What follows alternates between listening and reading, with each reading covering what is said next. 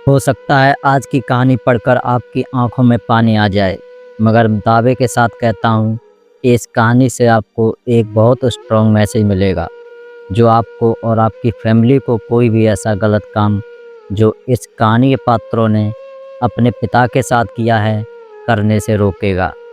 आपको पता चल ही गया होगा कि यह कहानी है एक बूढ़े मजबूर पिता की है। एक गांव में एक आदमी रहता जो बहुत बूढ़ा हो चुका था, जिस वजह से उसे कम दिखाई देता और बहुत कमज़ोर हो गया था। इसलिए अपनी बची कुची ज़िंदगी अपने बेटे के साथ बिता सके, इसलिए शहर में रह रहे उसके बेटे के घर रहने चला गया। बेटा एक शहर के छोटे मकान में रहता था। मकान तो उसका छोटा था, लेकिन उसके अंदर जो चीज़ें थीं वह महंगी थीं। उस मकान में बेटा, उसकी पत्नी और उनका 5 साल का बच्चा, यह छोटा सा परिवार साथ मिलकर रहता। बूढ़े पिता के आने से उनके परिवार का एक सदस्य और बढ़ गया। यह पूरा परिवार रोज़ सुबह शाम डाइनिंग टेबल पर साथ में खाना खाया करता। बूढ़ा पिता अपनी कमजोरी के चलते हमेशा खाने की चीज़ें नीचे गिराता रहता और कई बार कांच के बर्तन भी टूट जाया करते थे। कुछ दिनों तक तो बहू और बेटे ने यह सब सहन किया, लेकिन बाद में वे दोनों बूढ़े की ऐसी हरकतों से चिढ़ने लगे। एक दिन बेटे ने कहा कि ऐसा कब तक चलेगा, हमें कुछ करना पड़ेगा। उसकी पत्नी भी इस बात से सहमत हुई। अगले दिन बेटा कहीं से एक पुराना मेज लेकर आया और घर के एक कोने में उसे लगा दिया और अपने पिताजी से कहा कि आप यहीं पर बैठकर खाना खा लिया कीजिएगा।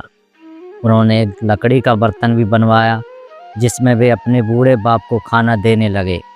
अपने कांच के कीमती बर्तन बचाने के लिए अपने बूढ़े बाप को लकड़ी का बर्तन देने में उन्हें जरा भी शर्म नहीं आई। अब खाने का समय जब जब होता तो बूढ़ा बाप एक कोने में बैठकर खाता और बाकी का परिवार डाइनिंग टेबल पर खाना खाया करता। डाइनिंग टेबल पर बैठे बैठे दोनों पति पत्नी कभी कभी अपने बूढ़े बाप की तरफ देख लिया करते। बूढ़े बाप की आंखों में उन्हें आंसू भी नजर आते, मगर उन पर जैसे कोई असर ही नहीं होता। बूढ़े का पोता भी यह नज़ारा हमेशा देखता और वह अपने ही में खोया रहता।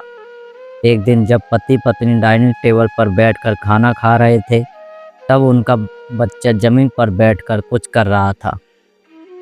उन दोनों ने बच्चे के हाथ में लकड़ी का टुकड़ा देखा, लेकिन उन्हें कुछ समझ नहीं आया कि बच्चा लकड़ी के टुकड़े के साथ क्या कर रहा है।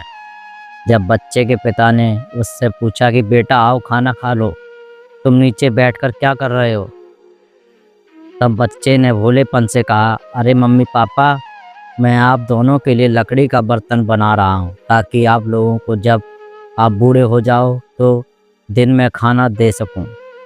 अपने नादान बेटे द्वारा दी गई यह सहज बात दोनों के दिल में तीर की तरह उतर गई। दोनों एक दूसरे का चेहरा निहारने लगे।